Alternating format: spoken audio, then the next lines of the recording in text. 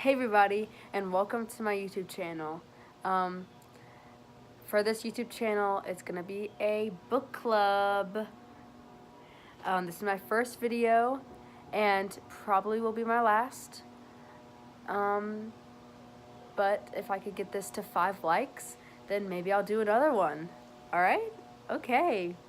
So only cool kids are allowed to be in my book club. So if you're watching this, then you must be pretty cool. Okay.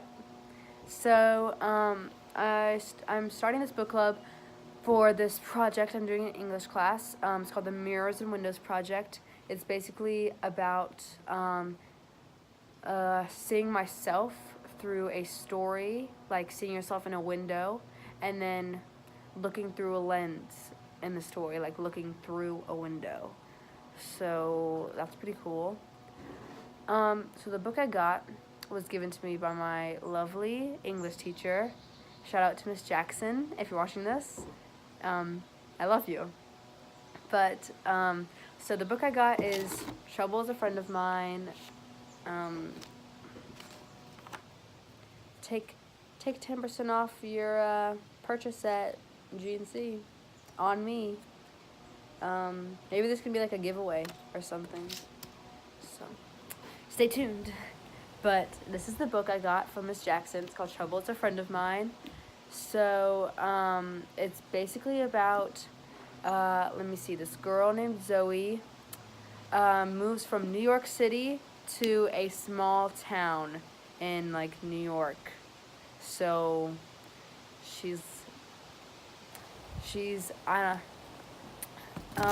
of struggling because she doesn't have any new friends in her city. Her parents just divorced, and she's having like an identity crisis. Like she doesn't really know who she is, so that kind of stinks for her.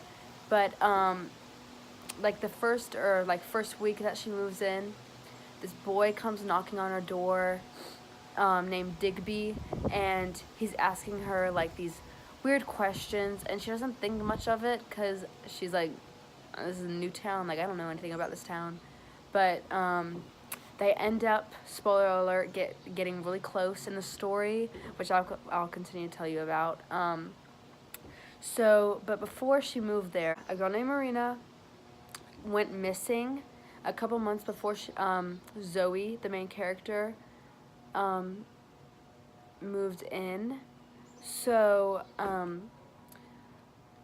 Digby wants to find her, but everyone in the town thinks that Marina's dead except for Digby. So Digby's like, I need to find her, you know?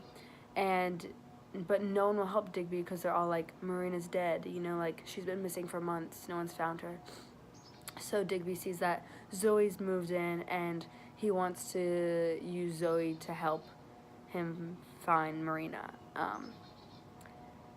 And the reason why he wants to find Marina so bad is actually kind of a sweet reason, is because, and it's also kind of sad, because he's 16, so like when he was 6, so like 10 years ago, his sister went missing, and everyone thinks that she's dead too, and that was really sad. But he wants to find Marina for like, so her family can be happy that she was found. So yeah.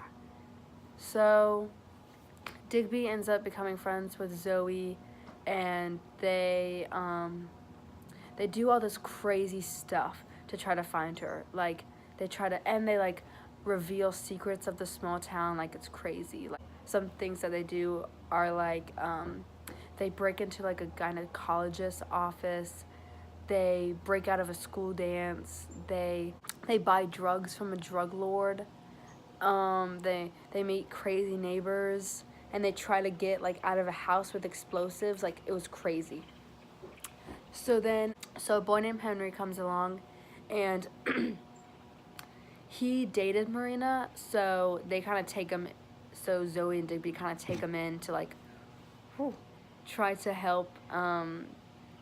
Try to get him to help them try to find her, because like they dated, so he might know like where she hangs out and stuff like that. So that's pretty cool. And then So, spoiler alert, ends up, she's not dead. Marina's not dead. She's in this hotel with, like I said in the beginning, they met some crazy neighbors. Um, the son of the neighbors was with her, and his name was Ezekiel, and they were like in the hotel together, which was weird. And when Digby, Zoe, and Henry go into that hotel room, they see a bunch of explosives. And later they find out that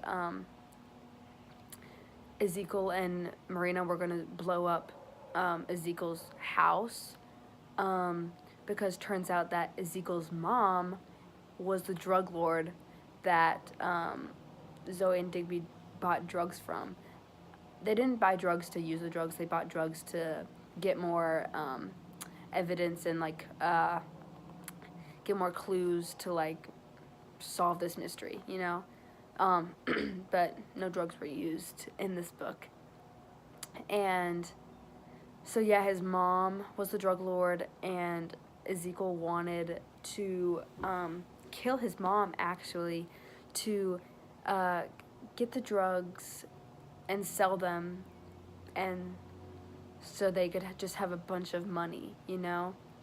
But in the end, the house does explode, but it kills Ezekiel and his mom and Marina, and so like all the bad characters.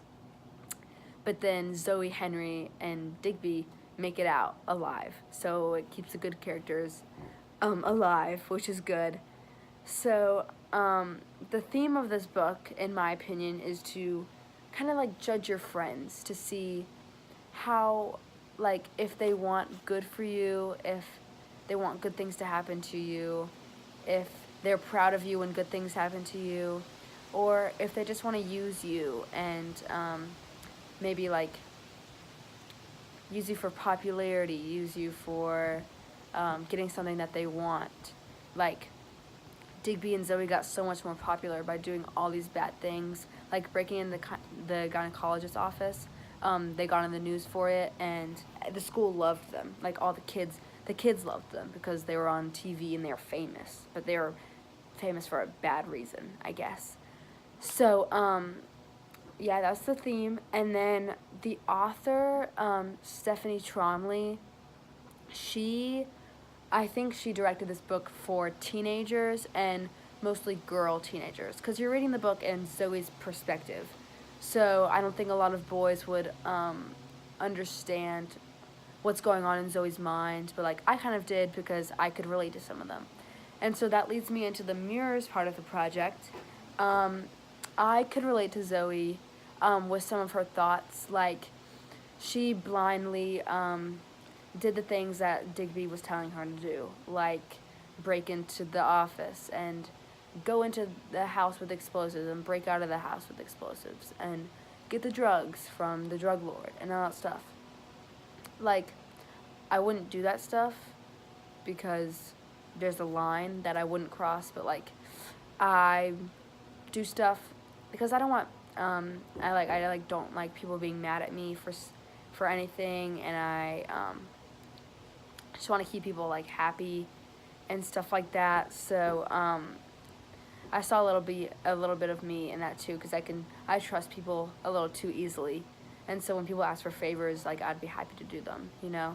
But there's also that part of me with the windows looking through the lens, being like, I wouldn't really buy drugs from a drug lord. I wouldn't really break in to a gynecologist's office. I wouldn't like go into a house with explosives, and I wouldn't want to kill my mom. Like, my mom doesn't sell drugs, so I'm kind of looking at that like it's crazy. I don't know if I should say where I live. I live like here, and they live here, so that's not geographically right, but like it's just like different spectrums on like what's normal and stuff. But I think Zoe just didn't realize what the norms were over there, because she was just moved from New York City, so she didn't really know like what was wrong to do over there, what was right, what was crazy, what was normal. So I think she just kind of went into it blindly. I guess, yeah, she doesn't really know what's right from wrong. Yeah. So I hope you enjoyed my first and maybe last book club meeting. But if you like this video, maybe give it a thumbs up. And if you comment down below the words mirrors and windows, then maybe I'll give you my love. I'll give you my love and liking. So, I hope everyone has a great rest of their day or night, and I'll catch you on the flippity flop.